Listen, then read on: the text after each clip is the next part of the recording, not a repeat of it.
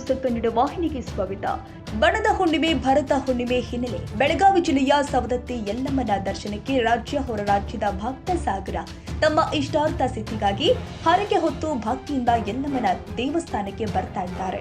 ಶ್ರೀ ಯಲ್ಲಮ್ಮನ ದರ್ಶನದಲ್ಲಿ ಏಜೆಂಟ್ಗಳ ಹಾವಳಿ ಮಿತಿ ಮೀರಿದ್ದು, ಶೀಘ್ರ ದರ್ಶನ ಮಾಡಿಸ್ತೀನಿ ಅಂತ ದೇವಸ್ಥಾನಕ್ಕೆ ಬರುವ ಭಕ್ತರಿಂದ ಸಾವಿರದ 500 ರೂಪಾಯಿವರೆಗೆ ದುಡ್ಡು ವಸೂಲಿ ಮಾಡ್ತಾ ಇದ್ದಾರೆ.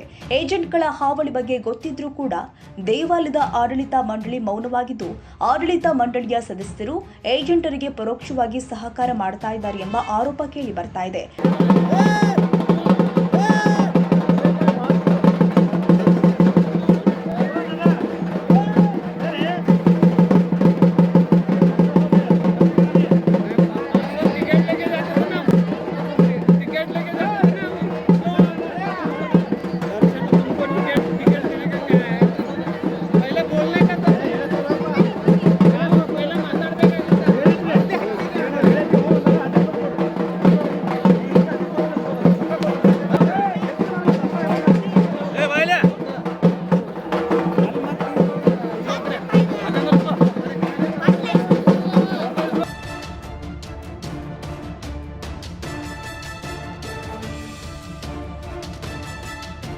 ತಾಜಾ ಸುದ್ದಿಗಾಗಿ ಎಂಟಿವಿ ನ್ಯೂಸ್ 24x7ಗೆ ಸಬ್ಸ್ಕ್ರೈಬ್ ಮಾಡಿ ಮತ್ತು ಬೆಲ್ ಐಕಾನ್ ಅನ್ನು ಒತ್ತಿ. ತಪ್ಪದೇ ಲಿಂಕ್ ಶೇರ್ ಮಾಡಿ.